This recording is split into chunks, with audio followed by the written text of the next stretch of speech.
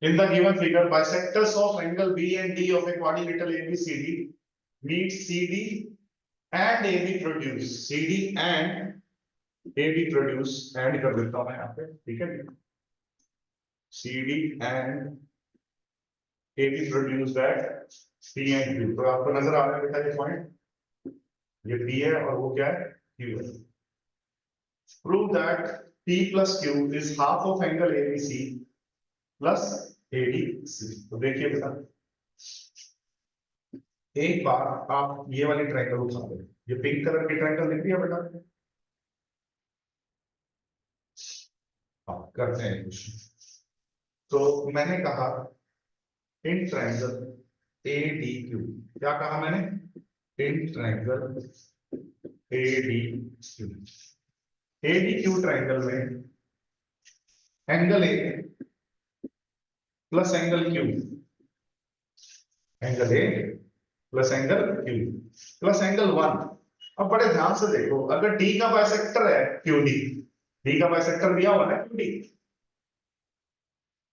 Bisector खींचा है B और D का, है ना? तो QD D का बाइसेक्टर है, तो एंगल 1 लिखने की बजाय क्या मैं हाफ ऑफ एंगल D भी लिख सकता हूं? यस. और इनका सम क्या होगा? 180 डिग्री. क्यों है 180 डिग्री? एग्जाम में क्या लिख के आओगे? Angle sum property. फिर सेम लॉजिक से अब बड़े ध्यान से देखना मैं कौन सी ट्रायंगल उठा रहा हूं. ये वाला, ये ब्लू कलर देख रहे हो आप?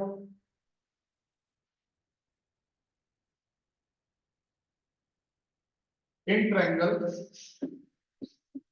ट्रायंगल बीपीसी, अगर मैंने बीपीसी ट्रायंगल उठाई बेटा, कौन सी ट्रायंगल उठाई? बीपीसी. इसमें angle B plus angle C plus angle 4. अब 4 को ध्यान से देखो तो वो एंगल बी का आता है, क्योंकि ये बाइसेक्टर खींची गई है ना बीपी लाइन, ये क्वेश्चन के अंदर मेंशन. तो 4 की जगह क्या लिख दूं? Half of angle B, B का आता है. और ये भी 180 डिग्री. एग्जाम में क्या लिख के आओगे? क्या लिख के आओगे? मैंने डॉट डॉट लगाया, एंगल सम प्रॉपर्टी. इसको पॉइंट नंबर 1 नाम दे दीजिए, इसको पॉइंट नंबर 2 नाम दे दीजिए. अगर मैं ऐड कर दूं 1 और 2 को, ऐड 1 एंड 2, अगर मैं ऐड कर दूं तो A प्लस P, पहले A plus Q plus half of D, फिर B plus C plus half of B. इस 180 प्लस 180 क्या हुआ? 360 डिग्री. ठीक है जी. अब इसको पॉइंट नंबर 3 नाम दे दीजिए. ठीक है बेटा. अब A plus B plus C plus D क्या होगा बोलो? 360 डिग्री. ये तो क्वाड्रिलेटरल के 4 एंगल है, इन चारों एंगल का सम क्या होता है? 360 डिग्री. तो ब्रैकेट में क्या लिख के आओगे? Angle sum property of a quadrilateral. और जो पीछे वाले पॉइंट्स थे, जो पॉइंट नंबर 1 और 2 में क्या लिख के आया? Angle sum property of triangle. तो उसमें तो तीनों एंगल का सम 180 है, यहाँ पे तीनों एंगल, चारों एंगल का सम 360. तो यहाँ तक आया समझ बेटा?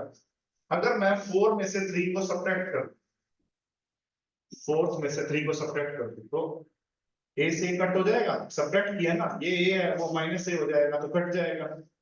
समझ रहे हो? और क्या कट जाएगा? डी और डी भी कट जाएगा. 4 में से 3 को सब्ट्रैक्ट किया है, मतलब 3 वाली के साथ माइनस के साइन अटैच होते जाएंगे. ठीक है, कोई इशू हो तो बताओ. नहीं, डी और डी नहीं कटेगा, डी हाफ ऑफ डी है ना. और क्या कटेगा? उनको सी और सी कटेगा. क्या कटेगा बेटा? सी और सी. मैंने गलती से डी और डी काट दिया, दोबारा कर दो. सी से सी कट जाएगा. अब ध्यान से देखना, बी में से हाफ ऑफ बी माइनस होगा. क्या बोला? बी में से हाफ ऑफ बी माइनस होगा. ठीक है. और डी में से क्या माइनस होगा? हाफ ऑफ डी, क्योंकि सब्ट्रैक्ट किया. और क्या माइनस होगा जब आपने 4 - 3 किया तो माइनस का q हो जाएगा। और क्या माइनस होगा, माइनस का p हो जाएगा। और 360 - 360 क्या हो जाएगा बेटा, 0 हो जाएगा। तो b minus half of b क्या हुआ, हाफ ऑफ b।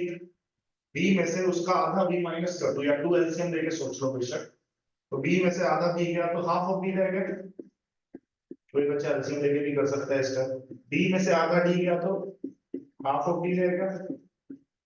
अब बड़े ध्यान से, ये माइनस का q और माइनस का p है, उधर जाके क्या हो जाएगा, प्लस का q और प्लस का p। ठीक है, और हाफ में क्या ले लूं, कॉमन। यहाँ पे कर दूं बच्चा, कुछ क्या करना है, यहाँ पे कर रहा हूँ, ये मैंने ऑरेंज सर्कल लगाया। हाफ कॉमन ले लूं, half of b plus d, और उधर से एंगल p प्लस q। हो गया प्रूफ। अब ध्यान से देखो, हाफ ऑफ b का मतलब क्या है, एंगल एबीसी। b को पूरा लिख दो ना, जैसे प्रूफ में लिखा हुआ है, एबीसी कह दो, एक ही तो बात है। और एंगल d को क्या कह दो, एंगल एडी। वो किसके इक्वल टू हो चुका है, p प्लस।